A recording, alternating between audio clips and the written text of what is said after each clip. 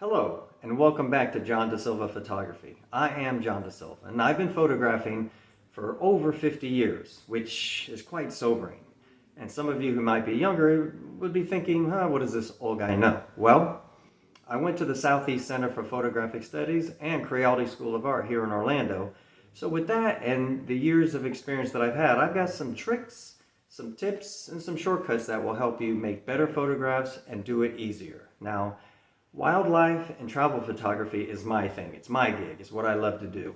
You should find what you love to do, what you love to photograph, and it'll make your photographs that much better. Now, I just went to my 7th continent, my final continent, Antarctica, this year, and that was very fulfilling, and I've photographed the same. Now, since the pandemic, I've had to change up a little bit in my photography business, and you got to go with the flow. And if you do the same, you always have to stay flexible. You'll be successful. Now, so when you go traveling in today's world, there are many things to consider other than just taking your camera gear. It's not that simple anymore. There are numerous restrictions on flights, whether it's size of what you're taking or weight of what you're taking. So before you make each trip, especially if it's to different locations and on international flights, you need to do your research to make it easier on yourself. You're not going to take all your gear to a place that is not going to require all of your gear. If you know you're going to go to a place that doesn't require a tripod for whatever reasons, for low, slow shutter speeds, or images that for personal reasons you may want to get into the picture. Any reason that you may think you need a tripod for, you need to consider. Because that is, even the lightest tripods today still adds weight and bulk to what you're traveling with. I must admit that I take my tripod most places. Just recently, in the last 2 years, I can think of only one trip that I made where I did not take my tripod, and that was to Spain and Portugal, because I knew what the environment was going to be, and it wasn't going to require a tripod. And that trip worked out perfectly. Never was caught in a position or a situation where I needed a tripod. I did take, of course, one camera body, which is my new Canon EOS R5. Gotta have that, of course. And then I own 3 lenses now, 3 lenses, and they run from wide, very wide at 15 millimeter to 30 millimeter. I'll put these in the position that they acquire for focal length. And this is 28 to 75, so there's a little overlap there. This one, the highest is 33, this is 28 to 75, and of course my Canon 75 to 200. This is what I took to Canada. Those are the 3 lenses I brought, along with my adapter, because these are all legacy lenses, for lack of a better word, and my converter adapter that goes on the Canon body allows me to use these lenses. Of course, need a strap. That's the strap for the body.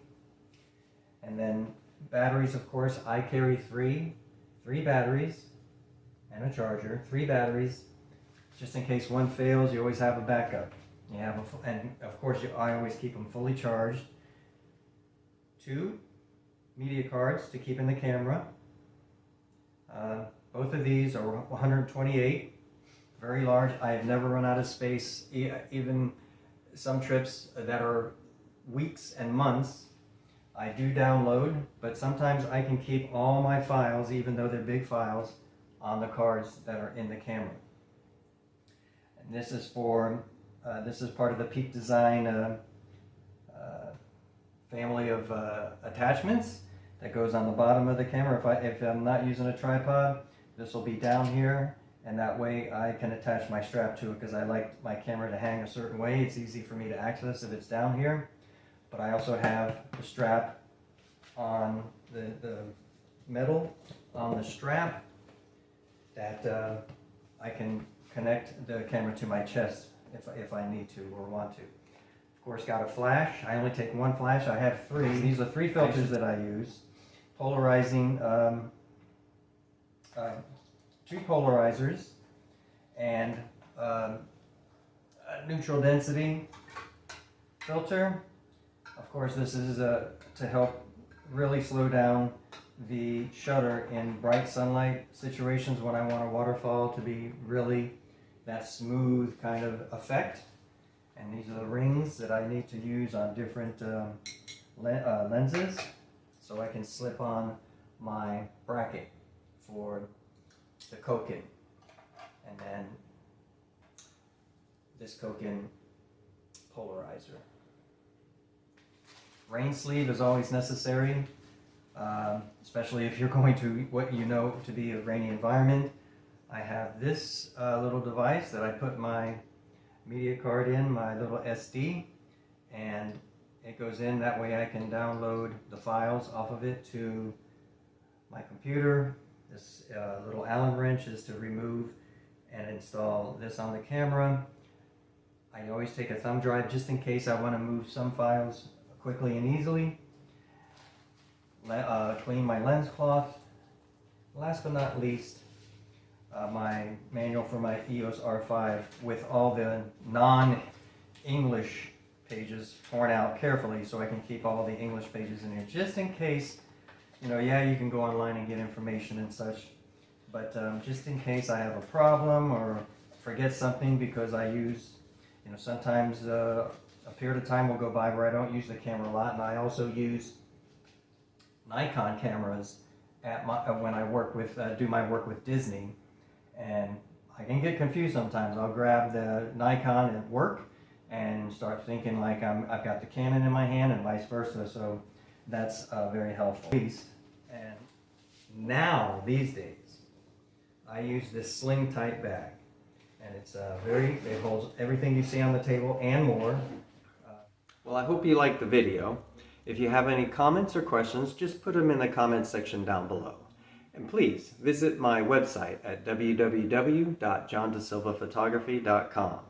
If you come into Central Florida and need a professional photographer for any of your needs, you can contact me through the website. Thanks for watching. We'll see you again.